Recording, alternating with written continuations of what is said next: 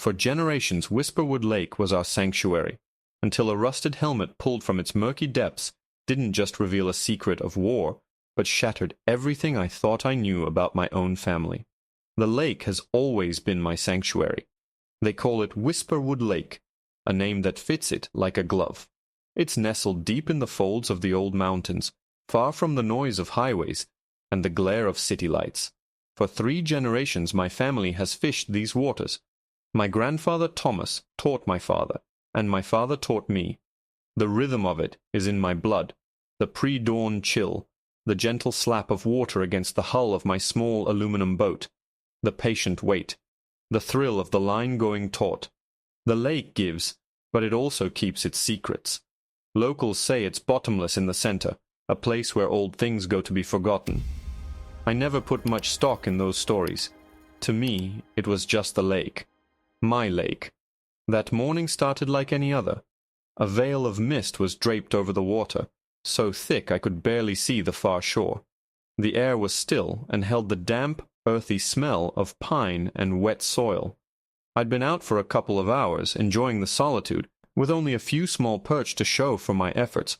I was about to reel in and try a different spot, one my grandfather used to call Old Man's Pocket, when my line snagged.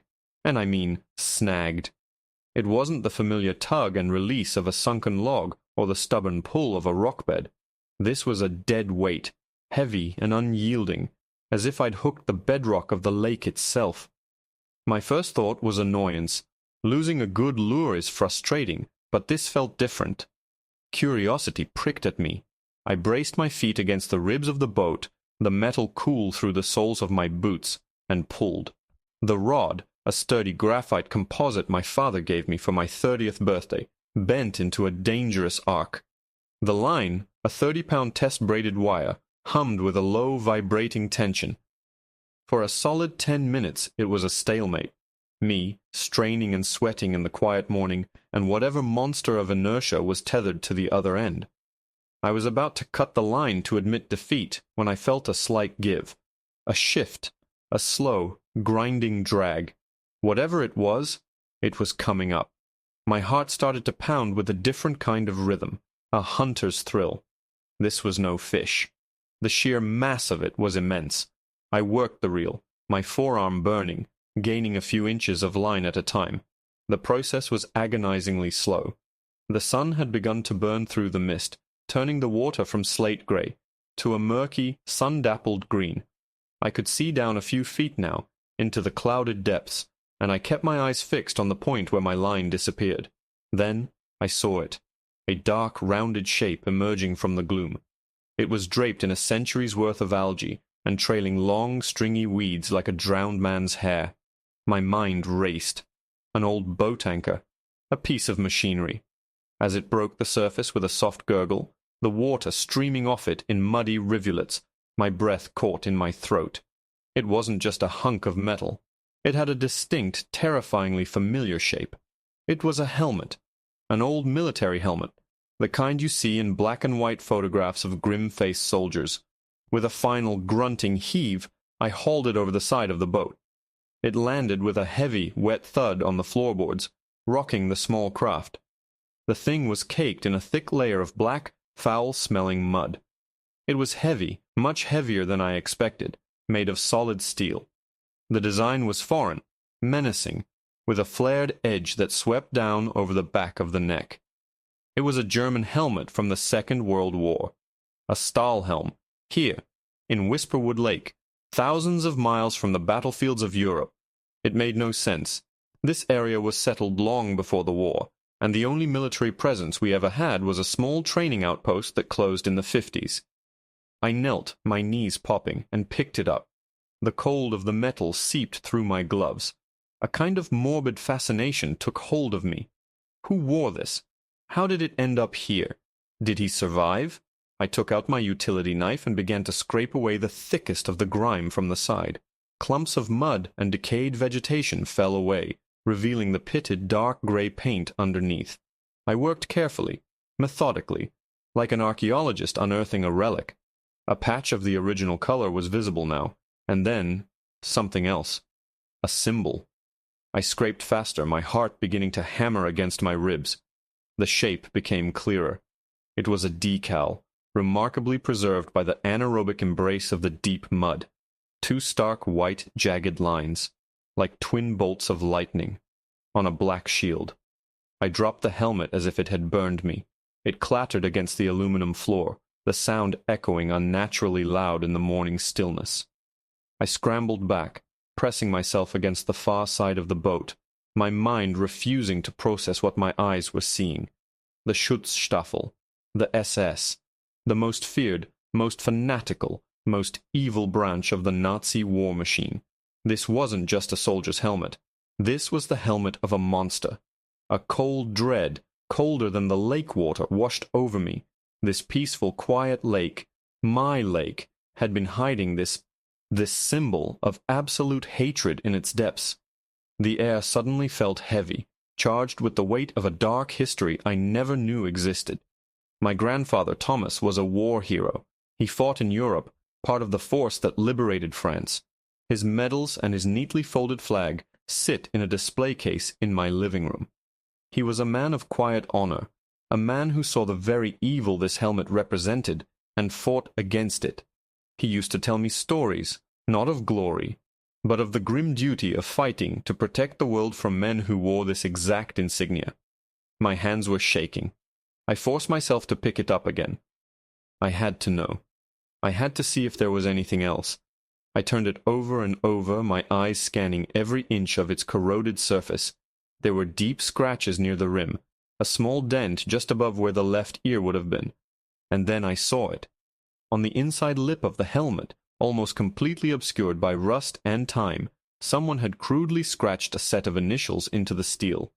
I held it up to the strengthening sunlight, squinting to make them out. The first letter was a T. The second, a bit harder to read, was an MTM. My blood ran cold. It couldn't be. It was a coincidence. It had to be. Thomas Miller, my grandfather. With trembling fingers, I wiped away a final speck of grime next to the initials, and my heart didn't just stop. It felt like it shattered into a million icy pieces. Scratched next to his initials was a date.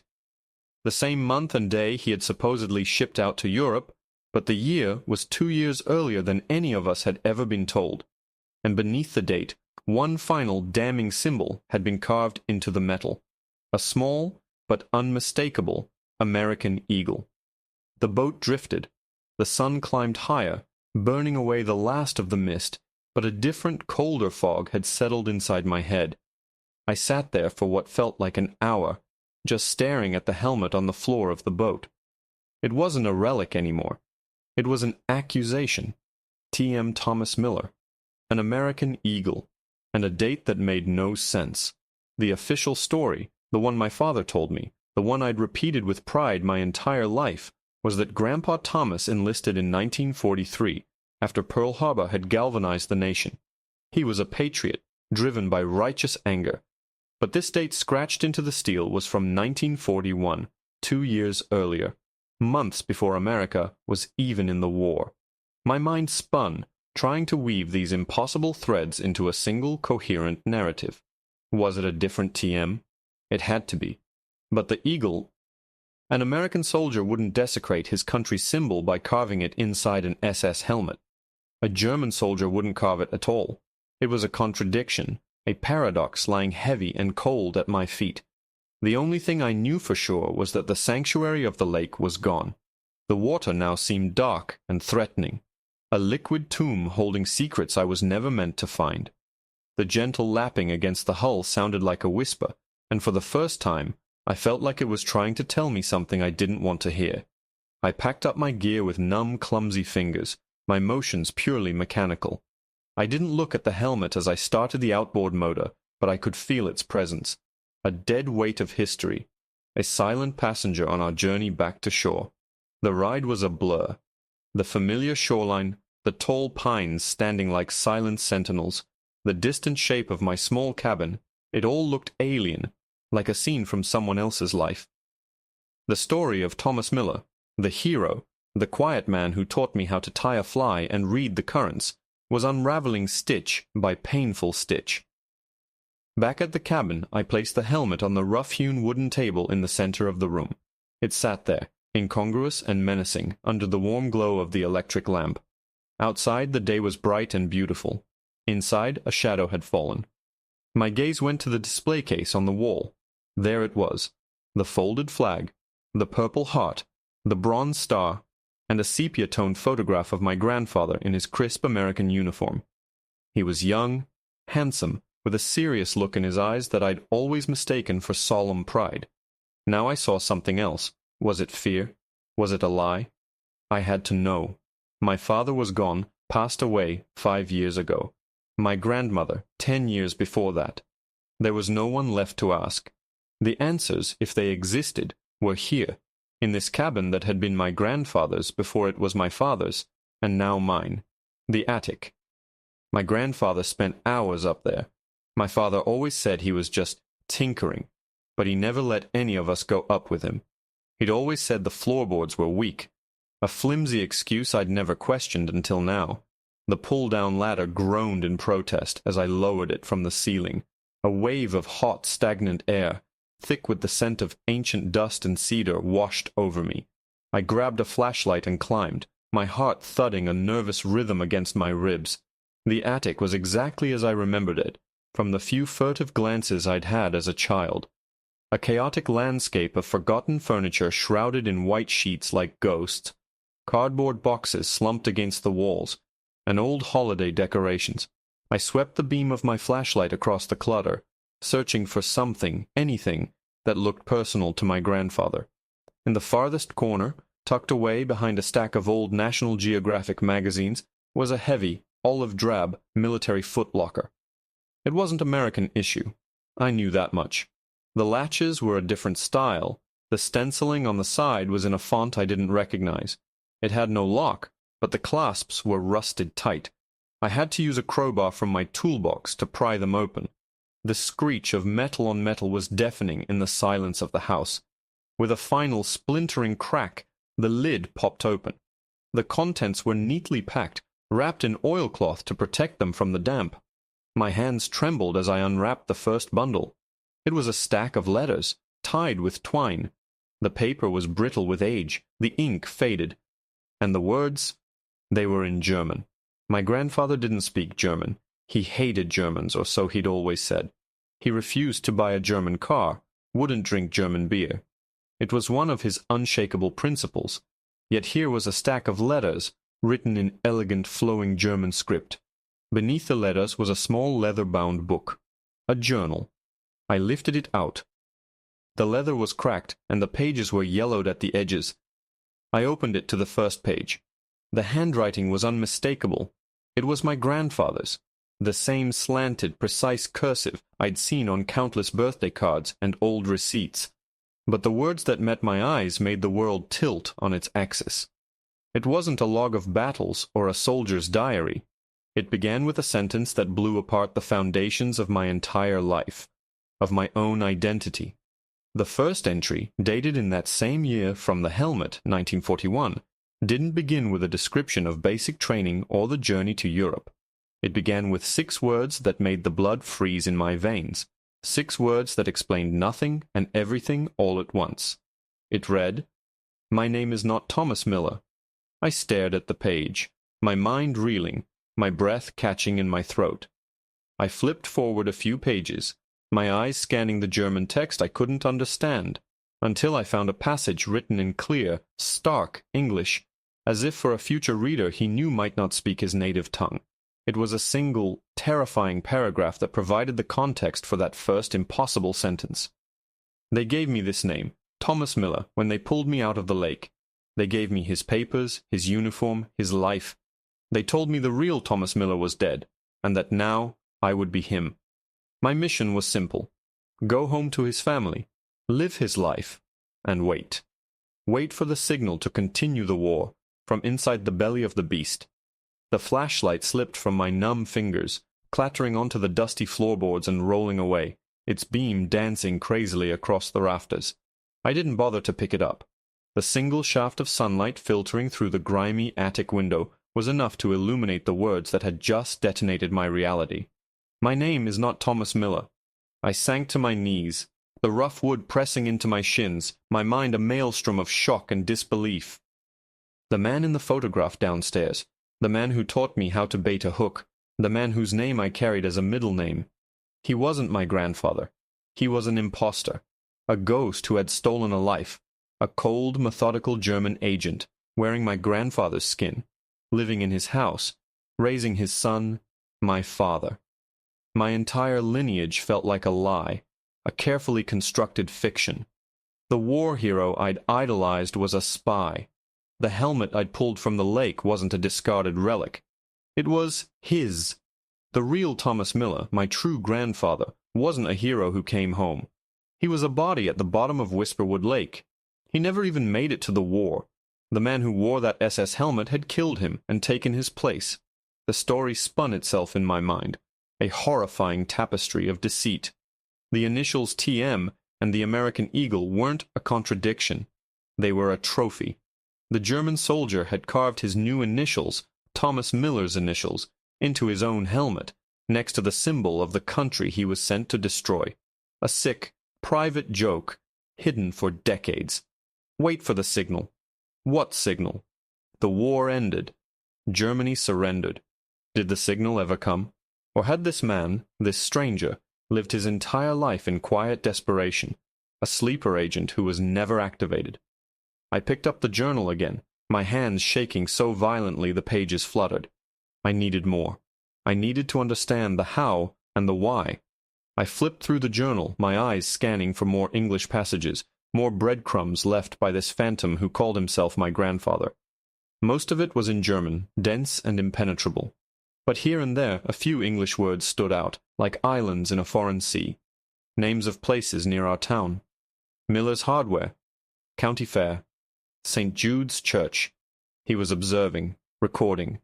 He was studying the life he had stolen, learning to become Thomas Miller. Then I found another passage in English, dated years later in the early 1950s. "The waiting is the hardest part," he wrote. "Sometimes I forget who I was. The German boy feels like a dream, and the American man feels real. I look at my son, at the woman who thinks she is my wife, and I feel a warmth that frightens me. Is this part of the mission? To forget? Or is it a weakness? The fatherland feels so far away now. The orders never came. Perhaps they never will. Perhaps I am simply Thomas Miller now. Forever." A wave of something akin to pity washed over me, and I hated myself for it. This man had murdered my grandfather, yet his words painted a picture of a man trapped, a prisoner in a life he had stolen. The enemy wasn't a jackbooted monster. He was a man who went to county fairs and raised a son who would become my father. The line between hero and villain, between my family and the enemy, had blurred into an incomprehensible gray. I spent the rest of the day in the attic, surrounded by the remnants of this stranger's life. I found more. In the bottom of the footlocker, wrapped in an oilcloth, was a small canvas pouch. Inside was a Luger pistol, its metal cold and heavy, meticulously cleaned and oiled.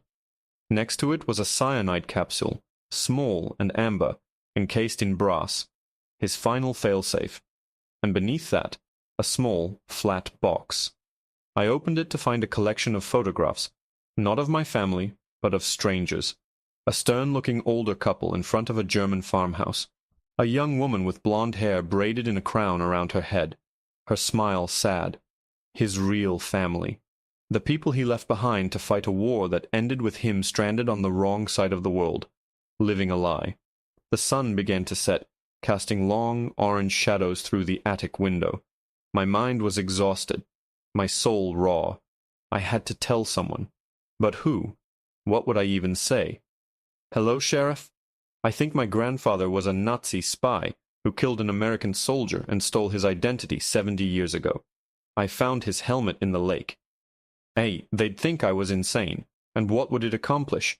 It would destroy my family's name. It would tarnish the memory of my father, who had lived and died loving a man who wasn't his real father. I packed everything back into the footlocker, the journal, the letters, the gun, the poison, the photographs of his German family. I closed the lid, the sound echoing the closing of a chapter of my life I never knew had been written. I would take this secret and bury it, just like the lake had buried the helmet. I'd put the footlocker back, go downstairs, throw the helmet back into the deepest part of the lake, and forget this day ever happened. I would live with the lie, just as he had. It was the only way to protect my father's memory, to protect the fragile piece of our family's story. I dragged the heavy footlocker back to its corner, my muscles aching with emotional and physical fatigue. As I pushed it into place, my hand brushed against the wall behind it. The drywall felt odd, not smooth. There was a faint rectangular outline, almost invisible under the layers of dust and paint. A seam. My curiosity, a trait I now suspected I did not inherit from the man I called grandfather, got the better of me. I ran my fingers along the line. It was a panel cut expertly into the wall. Using the edge of the crowbar, I gently pried it open. It came away with a soft whisper of stale air. Inside was a small, hidden compartment, and inside the compartment was a single object, a shortwave radio. It was old, military-grade, with German lettering on the dials. It was pristine, clearly cared for. But it wasn't the radio that made my breath hitch in my chest. It was the small, typewritten note taped to the top of it. It wasn't in German. It was in English. And it wasn't old. The paper was crisp, the ink dark and fresh. It looked like it had been printed yesterday. There were only 4 words on it. 4 words that told me the waiting wasn't over. 4 words that told me I had just stumbled into a story that was not yet finished. The note read, "The signal is tonight. The signal is tonight." The 4 words hung in the suffocating attic air, electric and terrifying. My plan to bury the secret, to throw the helmet back into the lake and walk away, evaporated in an instant. This wasn't a historical curiosity anymore.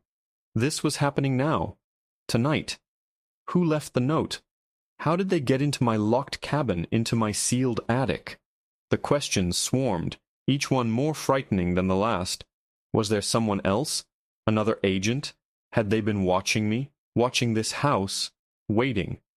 My blood ran cold as I remembered the old fishing boat I'd seen anchored in a distant cove a few times over the past week. I'd thought nothing of it, just another fisherman enjoying the late season. But now the memory took on a sinister new meaning. A watcher. The signal. What signal? What was supposed to happen? My grandfather, or the man who pretended to be him, was dead. He couldn't receive any signal, which meant the message wasn't for him. It was for his replacement. It was for me. They must have seen me pull the helmet from the lake. They must have thought I was part of it, that the son of the sun would carry on the mission. Panic gave way to a cold, clear resolve. I wasn't a spy. I wasn't the son of a Nazi. I was the grandson of the real Thomas Miller, the man whose life was stolen, whose body lay somewhere in the cold darkness of Whisperwood Lake. And I was going to end this. Tonight. I looked at the radio. It was a simple machine, but I knew nothing about operating it. There was a frequency dial, a volume knob, and a transmit key. Taped next to the note was a small slip of paper with a frequency written on it, a 5-digit number. My mind raced. I couldn't go to the police. Not yet. They'd never believe me without proof, and by the time I convinced them, it would be too late. I was on my own. I had the footlocker, the journal, the gun, and I had the radio. They expected me to listen, to receive orders. They expected me to be one of them, and that was the only advantage I had. As dusk settled over the lake, painting the sky in shades of bruised purple and orange, I brought the radio downstairs. I placed it on the kitchen table, right next to the SS helmet, a bizarre tableau of a secret war that never ended. My hands were surprisingly steady as I plugged it in and turned the dial to the specified frequency. A low hiss filled the cabin. I turned the volume down, my ear pressed close to the speaker. I waited. The minutes stretched into an eternity, marked only by the ticking of the old clock on the mantelpiece and the frantic beating of my own heart. At precisely 9 p.m., the static broke. A voice, clear and unaccented, spoke a series of numbers in German. a code. I didn't understand a word, but I knew this was it. The signal. After a pause, the voice repeated the numbers. Then the radio went silent, returning to its soft hiss. My chance was coming. I had to respond, to acknowledge the signal, to play my part. But what then? Just as the silence began to feel permanent, the static broke again. This time the voice was in English. It was a different person, his voice calm and conversational, as if he were ordering a coffee. Package is ready for pickup. North Cove, 1100 hours. Acknowledge. North Cove. That's where I'd seen the other boat. 1100 hours. 11 o'clock. This was a rendezvous. I took a deep breath, my finger hovering over the transmit key. What would the imposter have done? What would his response be? I thought about the journal, his careful study of American life. He would be cautious. He would be brief. I pressed the key. Acknowledged, I said, trying to keep my voice low and steady. I released the key, my whole body trembling with adrenaline. A moment of agonizing silence followed. Then the voice came back, just as calm as before. Good. We were worried the old man had lost his touch. Don't be late. The radio went dead. I had 2 hours. 2 hours to prepare, to figure out a plan. What was the package? Was it information? Weapons? A person? Whatever it was, they expected me to retrieve it. I looked at the Luger from the footlocker, its dark metal gleaming in the lamplight. I knew how to shoot. My father had taught me with hunting rifles, but this was different. I checked the clip. It was full. I took the gun, leaving the cyanide capsule and the rest of the German's life in the footlocker. Then I went to my own gun safe and took out my 12-gauge shotgun and a box of buckshot shells. This was my home, my lake, and I would defend it with my own weapon, not his. I put on my darkest clothes and slipped out of the cabin, melting into the moonless night. I didn't take my boat. It would be too loud. I went on foot, circling the lake through the dense woods, the shotgun feeling heavy and reassuring in my hands. The forest was alive with the sounds of the night, but my ears were tuned for something else. The snap of a twig, the crunch of a footstep. I moved slowly, using the trees for cover, until I reached the ridge overlooking the North Cove. Below I could see it. A single small boat, identical to mine, anchored about 30 yards from the shore. A single figure sat in it, motionless, a faint glow from a phone screen illuminating his face.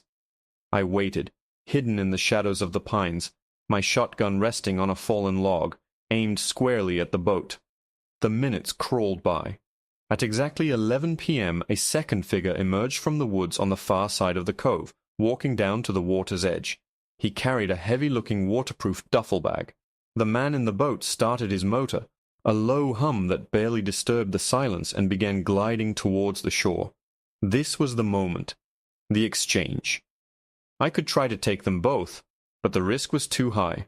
I had to choose my moment. As the boat neared the shore, the man on the beach raised a hand. They were about to meet.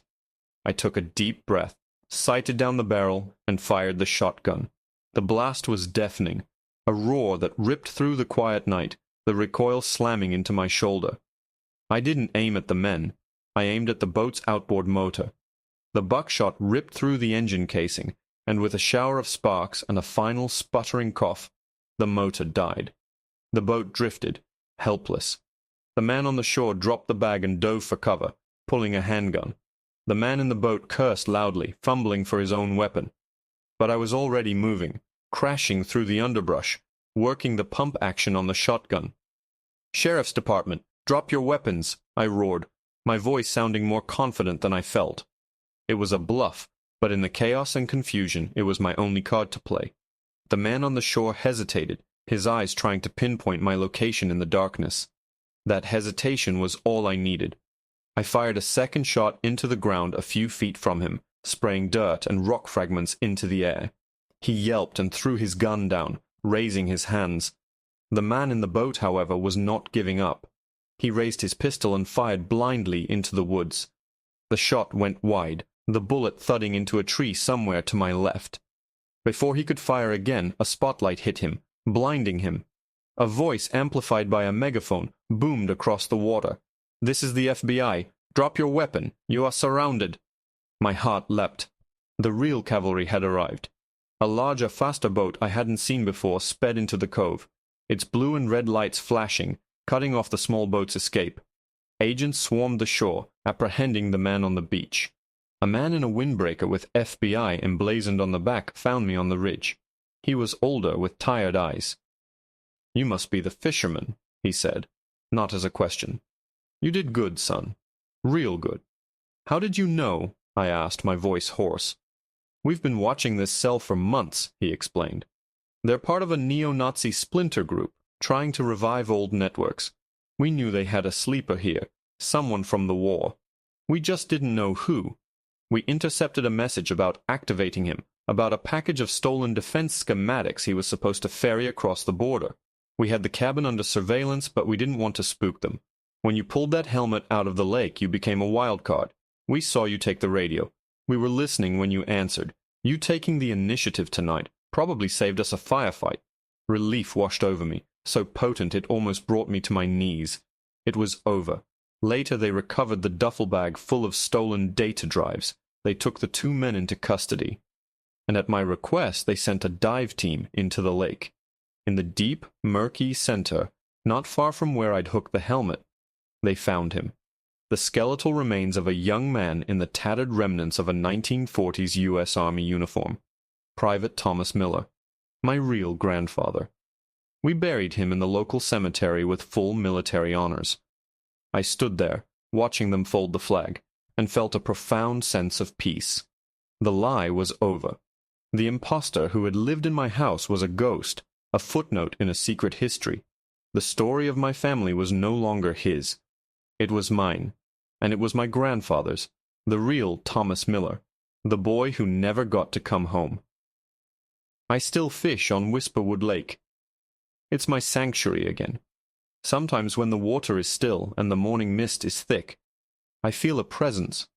Not the German spy, but the young soldier he replaced.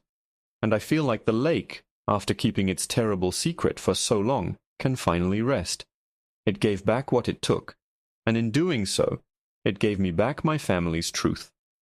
The helmet now sits in a museum, a relic of a war that reached a quiet, forgotten corner of the world. And my grandfather's medals, the ones the impostor received, are gone from my wall. In their place is a simple black and white photograph of a young man in an army uniform I've never met, but whose legacy I will carry for the rest of my life. The hero of Whisperwood Lake.